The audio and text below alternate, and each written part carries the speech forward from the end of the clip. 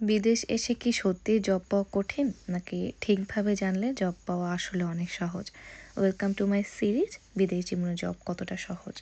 এই সিরিজে আমি রিয়েল এক্সপিরিয়েন্স থেকে দেখাচ্ছি কিভাবে নতুন স্টুডেন্টরা খুব সহজেই এখানে কাজ শুরু করতে পারবে। আমার প্রথম ভিডিওতে আমি বলেছি কিভাবে উবার হাউসকিপিং দিয়ে আপনার তাড়াতাড়ি জব শুরু করতে পারেন, এবং আজকের ভিডিওতে আমি বলবো বিদেশি স্টুডেন্টের জন্য অন্যতম সহজ কাজ রেস্টুরেন্ট জব। আসসালামু আলাইকুম এভরিওয়ান, আমি শামিরা পারভিন, আমি রয়েছি অস্ট্রেলিয়ার সিডনিতে। ওয়েলকাম টু মাই চ্যানেল, যেখানে আমি বিদেশ সম্পর্কিত, ভিসা সম্পর্কিত এবং আমার লাইফস্টাইল নিয়ে আপনাদের সাথে সব কিছু শেয়ার করি। নতুন হলে প্লিজ আমাকে ফলো করতে ভুলবেন না। আজ আমি আপনাদেরকে দেখাচ্ছি একটু আমার রেস্টুরেন্ট জবের ক্লোজিং টাইম, দিন শেষে কিভাবে কাজ শেষ করি সেটা এই ভিডিও। অনেকে আমাকে জিজ্ঞেস করেন, আপু বিদেশে কি কোন জবটা সবথেকে বেশি সহজ পাওয়া বা করা? আমার পার্সোনাল এক্সপিরিয়েন্স থেকে আমি বললে রেস্টুরেন্ট জব সত্যি অনেক সহজ আর স্টুডেন্ট ফ্রেন্ডলি।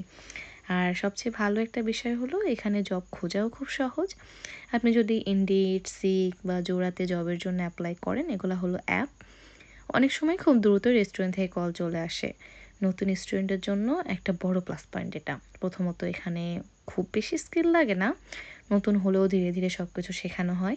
দ্বিতীয়ত স্টুডেন্টের জন্য আওয়ার লিমিটেশন যেটা থাকে রেস্টুরেন্ট জবে, সেটা মেনটেন করা খুবই সহজ। হ্যাঁ, কাজটা একটু কখনো কখনো টায়ারিং, দিন শেষে ক্লোজিং করতে হয়, ফ্লোর ক্লিন করা লাগে, গুছিয়ে রাখতে হয় সব কিছু। কিন্তু বিশ্বাস করুন, এটা একটা সেফ জব, স্টেবল ইনকাম এবং নতুন স্টুডেন্টের জন্য একটা পারফেক্ট স্টার্ট। যারা নতুন আসবেন বা আসার প্ল্যান করছেন, তাদের আমি অবশ্যই সাজেস্ট করব রেস্টুরেন্ট জব দিয়ে শুরু করতে। এটা ছিল আজকের ভিডিও। আপনার যদি ভালো লেগে থাকে তাহলে প্লিজ একটা লাইক দিন। কোনো কোশ্চেন থাকলে কমেন্ট করে জানান। ভিডিও কেমন লাগলো ওটাও জানাতে পারেন। এবং হ্যাঁ, আরও ভিডিও আসবে ইনশাল্লাহ। তো হ্যাঁ, যেটাই বলতেছিলাম যে এই যে কাজ করতেছি আমি, আপনার সাথে গল্প করা হয় না, তো মাঝে মাঝে আমি গল্পও করতে চলে আসবো। তো চোখ রাখুন, স্টোরি দেখুন, ততদিন ফেসবুকের পুরোনো ছবিগুলো দেখতে পারেন। আমার জার্নিটা পুরো এখানে দেওয়া আছে। আমি অনেকগুলো প্রোগ্রাম করেছি, সেটার পারফরমেন্সও এখানে দেওয়া আছে। Thank you so much.